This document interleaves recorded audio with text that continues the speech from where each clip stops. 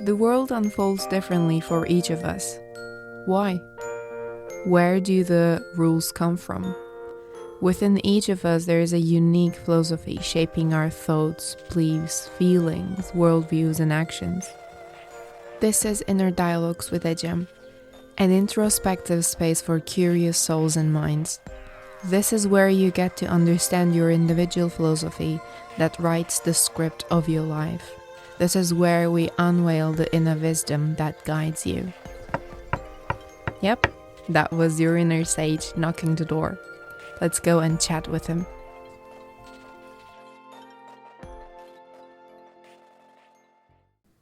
Hi, it's Ecem. Welcome back to Inner Dialogues with me. Today I want to talk about life plans.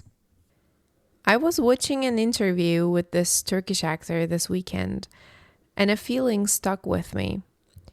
I think if I were to summarize the feeling that the interview left in me, I would quote the following words. He said, "I have never had a plan in life. I have always kept my curious side open and alert while looking at life from a more understanding place. That's why life brought me these things." When he said that, I felt a very deep belonging in those sentences. You know, the cliche question we ask kids, what do you want to be when you grow up? Or the same question with more elegant words when you're about to study at university. What are you planning to study? Which profession are you planning to choose? We are expecting precise answers from people about their life plans, about who they want to be, as if they weren't already someone. If you want to do what a lawyer is doing, you say, "I want to become a lawyer." If you're passionate about directing a movie, you say, "I want to be a director." If you're passionate about healing people, then you say, "I want to become a doctor." If you love singing and creating melodies and lyrics, you say, "I'd like to become an artist or a musician or a songwriter." This can go on and on, right? But here comes the question. What if my passions don't have an already established mold? What if my passions are not translated into an already known and practiced profession? What if I want to heal people with my voice? Am I a singer now or a doctor? Or a doctor who's a singer? Or a singer who's a doctor? Or is there any already established label and mold for what I do? Culinary historians. Have you heard of that term before? It's not that popular and well-known profession, but as the name says, they are people who combine their passions for food and history. Gaming anthropologists. Quite interesting ones, right? But as you might guess, they study the cultural impact of video games and the preservation of cultural heritage through these games. Two passions in a pot create a unique potion. I think there is no need to label. There is no need to look for a mold to fit in or try to create a mold from zero. Some people search for who they are as long as they live. Some people are pretty sure about who they are since the day they were born. Which one is better? None of them, right? In our summer house, there's a couple who are orthodontists. Both of them chose orthodontics, but the way they did was quite different. One of them was quite confused about what to study in the university, and his father told her, "You should be a dentist. You'll be happy and successful if you were to become one." And she indeed is a successful and happy dentist now. The other one told me that he has always known what he's going to become. He was going to be a dentist. And there you go. He's one right now. Isn't it quite interesting? Now, both of them find their passions under the label of being a dentist. Perfect. On the other hand, some people are constantly searching for who they truly are. They don't have any plans. They don't feel like they can fit into any label of any profession. But they have a very powerful toolkit, which is their passion. I think if we cannot say, this is the thing I'm going to do in my life, this is my purpose, then our passions can lead the way. Our passions can lead us right into the individual and unique purpose of our lives. You probably heard these sayings about having a life purpose with words like ship, port, or having a route, etc. I tried to remember the exact sayings before I started recording, so I did a little research and found the exact 2 quotes that I was looking for. A man without a goal is like a ship without a rudder, said Thomas Carlyle. And a similar line of thought, Montaigne said, no wind favors he who has no designated port. I don't agree with any of them. You might do, and please share your reasonings with me. This space is a questioning, reflective, and not fanatic space, meaning that there's no definitive right or wrong. My problem with these kind of quotes emphasizing life plans, life purpose, being determined about them, and in the lack of them proposing that you're gonna get lost, is that I think they take out the fluidity of human nature from the whole equation. We are progressive beings. Having goals will be an inspiration in our journey, but it can never be the compass of it. I think the compass of our individual journey is our intuition, from which passion springs. If the first quote meant goals as short-term goals, as we have in almost all coaching modalities, then it is fine. But when a ship's rudder comes into play, for me it emphasizing being strict, rule-like, and predetermined. Our goals and therefore our plans cannot be like that. I love many words and sayings of Joseph Campbell, but this specific one has a special place in my own individual philosophy, and it also fits perfectly with our conversation here. He said, we must let go of the life we have planned so as to accept the one that is waiting for us. Isn't it beautiful, full of trust and abundance? It's working from a place of abundance, from a place of possibilities, from the desire mode, not from the fear mode, which would sound like, what would happen if our plans didn't work out? My other problem with these ship, life purpose, life plan, and rudder sayings is that, especially the second one by Montaigne, entails a port to reach. And for a ship, of course, there is one certain port to reach. But when I think about the people who sail the world and live on a sailboat, I don't think about the final destination that they're gonna reach. The first question I like to ask them would be, tell me, what were the craziest and most memorable things that happened on this whole journey? And of course, they're going to mention the countries and all the ports they stop by. You know, the stops on the journey are like bookmarks on a favorite book of yours. On the other hand, when I think about a merchant ship whose sole purpose is to carry and transport goods, I think about where the journey started and where it ended. In other words, where did this mango come from in my country? Or where did this dress I'm wearing come from?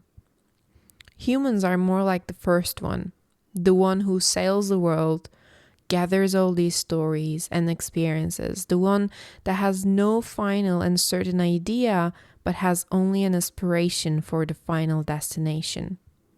The one who plans out the journey beforehand, but at the same time, humans are the ones who are willing to forget all the plans to solely be within the journey. This has been my understanding of a pure human life.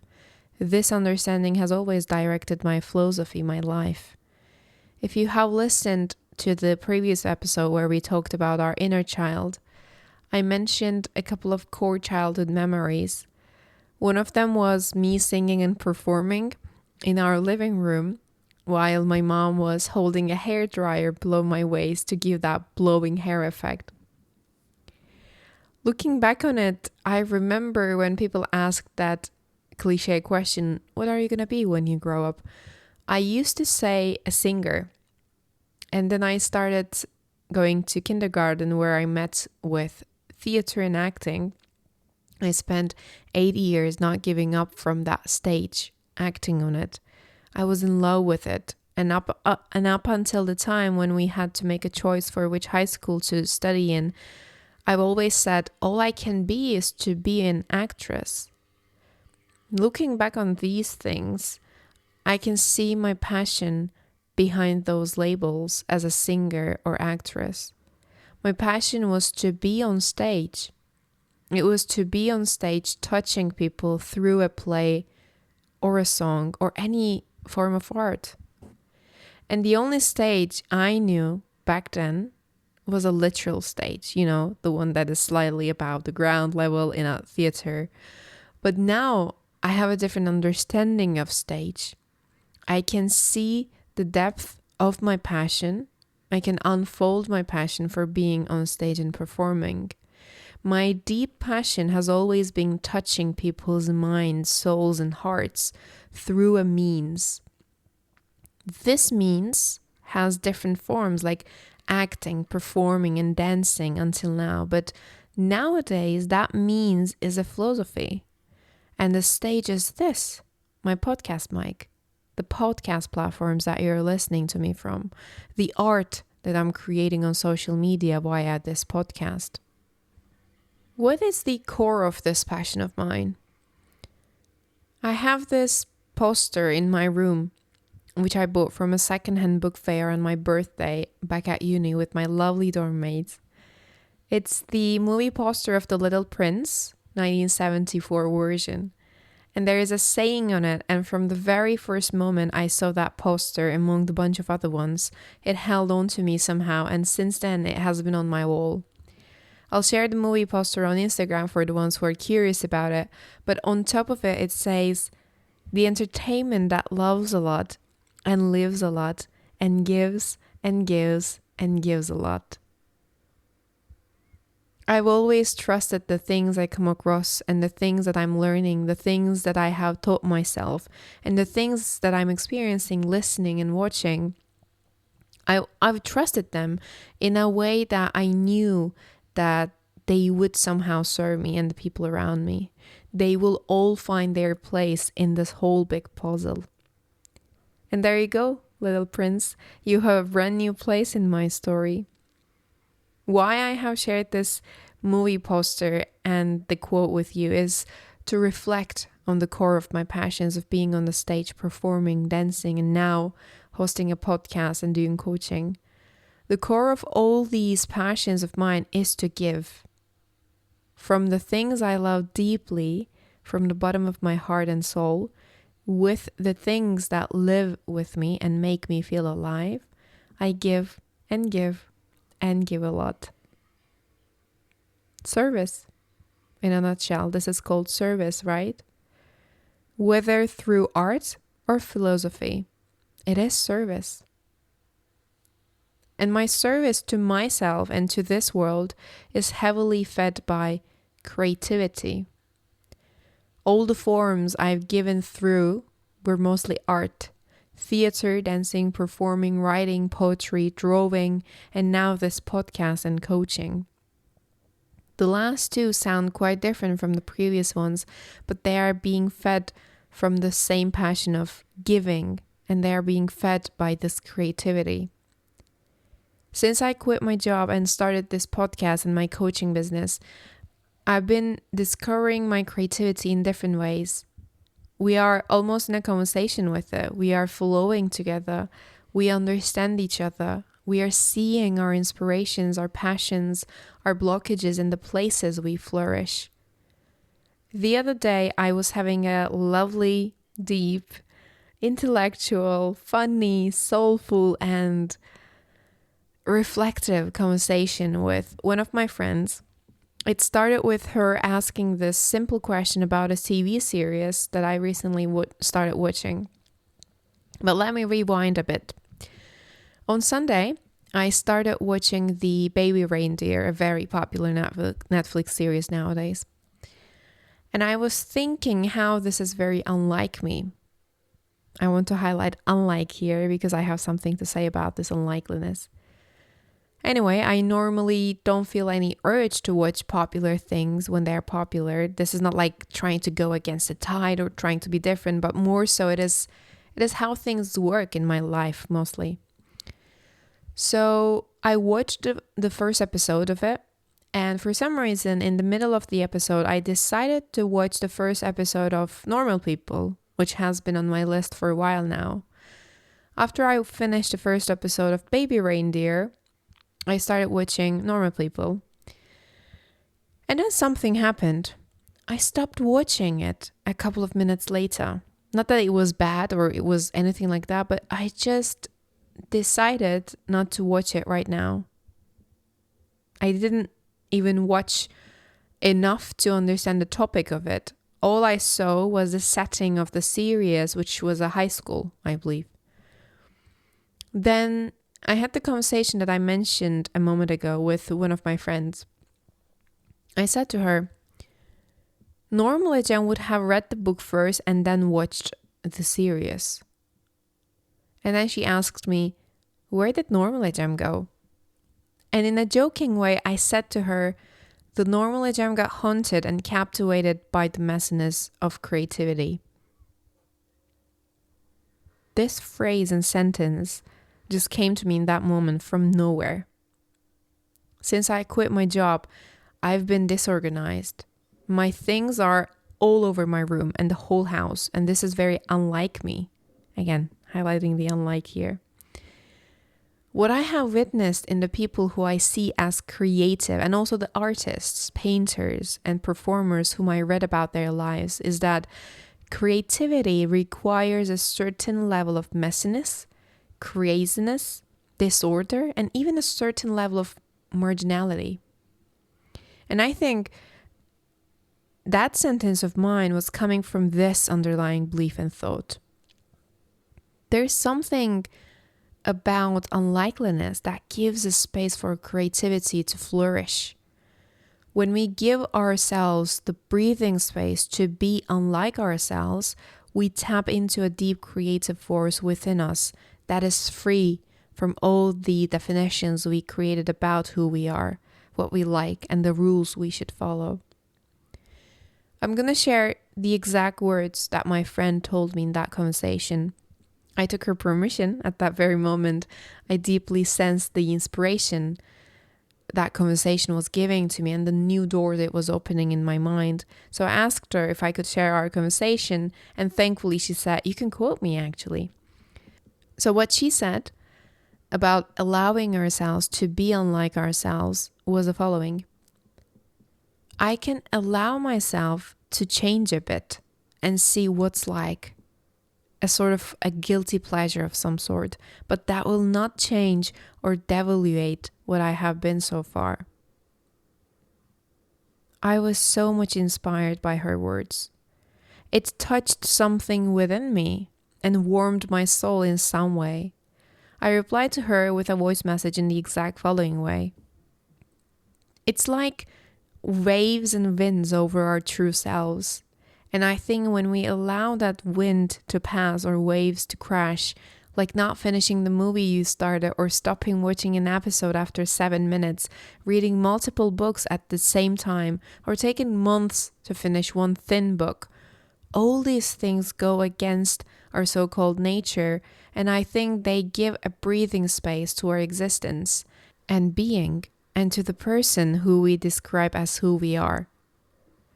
And she replied back to me saying, I actually think it allows us to be more flexible, and that sometimes we can let go of some overarching rules we set for ourselves because we want to be a certain person, rules that probably came naturally and unconsciously. But are they? I think leaving that scripted and expected space by going against likeliness opens a space for our creativity and for our passions to fill in the space with creativity. My friend used this specific phrase, creating a narration for myself. This is what we do with our life plans.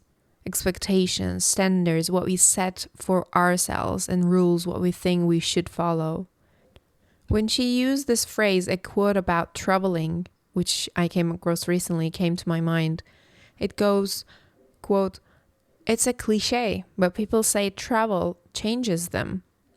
I think it's because you remove yourself completely from the environment that made you believe you are who you are.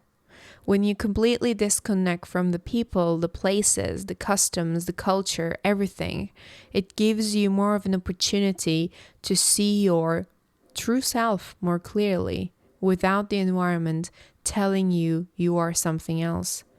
You are a blank page. End quote. What do you think about this? For me, it is so true. This is exactly how I feel when I travel. This is how I felt when I used to live in Copenhagen for my Erasmus year. I think traveling is the ultimate version of unlikeness, and therefore it brings creativity. It lets us meet our free, creative, and passionate sides. When we follow our passions instead of our life plans, we experience contentment and fulfillment. Passions are the fruits of our intuitions. Passions are the deep, wise, and fun voice of our creative intuitions. Our intuitions are not meant to follow scripted lives, rules, norms, or standards. I think we should all let our intuitions, hearts, and souls find our goals, which will be our passions, and then with our head, we can make the commitments to keep ourselves disciplined. Creativity loves going unscripted and unexpected, and in those places we can find our most silent passions, which are not affected by social norms and personal expectations and standards. I invite all of us to ask ourselves, how can I provide an unrehearsed, unplanned, instinctive place for my unlikeness? What are the things define you as who you are? Maybe here and there we should go against them. Maybe every now and then we should get haunted and captivated by the messiness of creativity in order to be led by our passions, which will take us directly to the heart of our unique life purpose. As our conversation for today fades away, may you find your echoes of it that resonate within you. Thanks for listening today. This is Inner Dialogues with Ecem, a place where you discover your inner you, a place where you belong. Until next week, take care.